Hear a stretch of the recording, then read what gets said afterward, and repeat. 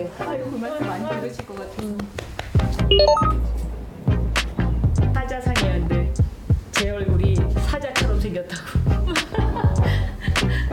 누가 보내준 거고, 저는 이게 굉장히 의미가 있는 것 같아요. 제가 갖고 있는 것 중에 이걸 좋아하는 거예요. 네.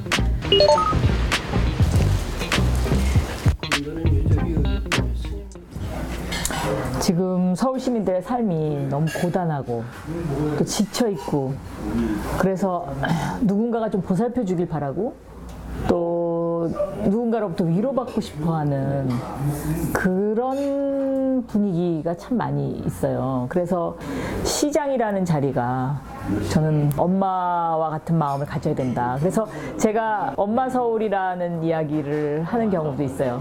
그리고 또 저는 워킹맘이거든요. 근데 이 워킹맘을 위한 사회, 워킹맘을 위한 서울, 여기에 너무 미비점이 많아요.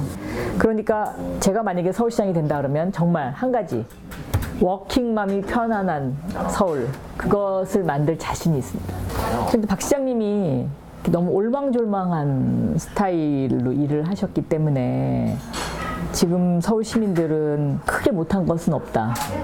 그 말을 뒤집으면 또 크게 잘한 것도 없죠.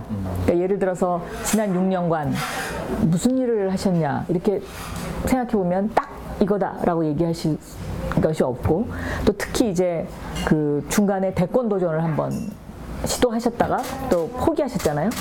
근데 이번 서울시장이 또 대권 도전을 위한 디딤돌로서 서울시장을 하겠다. 이거는 아닙니다. 왜냐하면 지금 서울이 그렇게 녹록하지가 않습니다.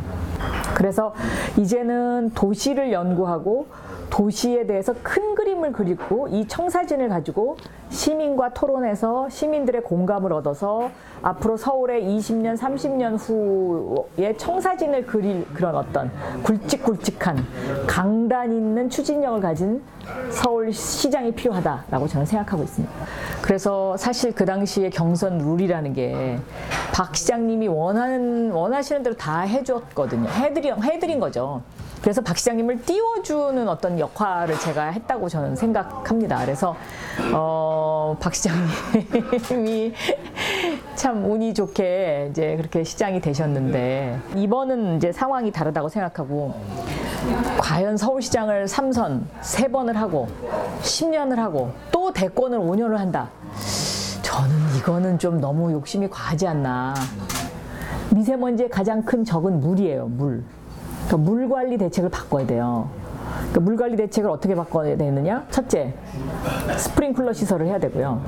두 번째는 고층 빌딩에 그 빗물을 저장하고 거기서 보슬비처럼 분사를 하는 그런 시설을 하게 되면 이 먼지를 잡을 수 있는데, 예산이 어떻게 되느냐? 이 분사하는 고층 빌딩에 분사하는 시설은 한 50억 정도 들어가고요. 스프링클러 시설은 박 시장이 그 올 초에 대중교통 무료를 하겠다고 50억을 3번 써서 150억을 하늘로 날려버렸잖아요. 이 돈이면 서울시 전체를 할 수 있어요.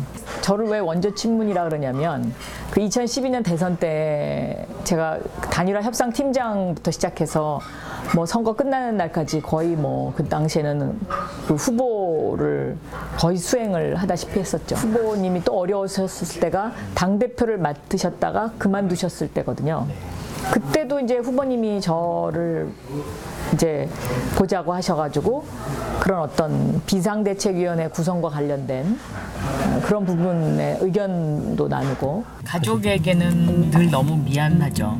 그러니까는 저 때문에 가족들이 하고 싶은 일도 못하고 또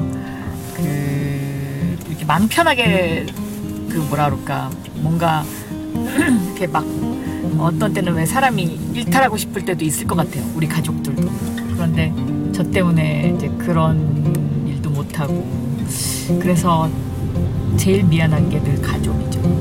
또 엄마로서의 역할도 제대로 못하고, 또 부인으로서의, 아내로서의 역할도 제대로 못하고, 특히 이제 엄마로서의 역할은 제가 거의 못했으니까요. 거의.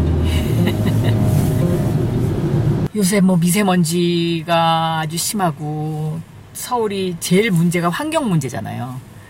그래서 나라도 좀 이렇게 환경을 덜 해치는 차를 타자. 그래서 이 전기차를 타고 다니고 있어요.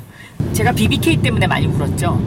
그러니까 오죽했으면 제가 매일 신은 진실을 알지만 때를 기다린다라는 이 말을 외우고 다녔겠습니까? 그 정도로 마음속에 어떻게 이렇게 거짓말을 해서 대통령에 당선될 수가 있느냐. 대한민국이라는 나라가 그 정의라는 게 도대체 어떻게 사라져가는지를 제가 눈으로 봤어요. 그런 데 대한 너무나 그 억울함, 그다음에 좌절감, 이제 그렇게 돼서 눈물이 났는데, 어쨌든 11년 만에 그 진실이 밝혀졌으니까 뭐 그런 데서 의미를 찾아야죠. 늦었지만 대한민국이 정의를 찾아가는 길이다. 이렇게. 네. 특히 이 미세먼지 문제 하나만큼은 확실히 잡겠다. 그리고 서민과 젊은이가 도심에 살 수 있도록 하겠다. 이 두 가지를 꼭 약속드리면서 강단 있는 서울시장, 그러니까 문재인 정부가 성공할 수 있고 그것을 뒷받침하는 강단 있는 서울시장이 되겠다. 이렇게 말씀드리겠습니다. 영선아, 시장 가자.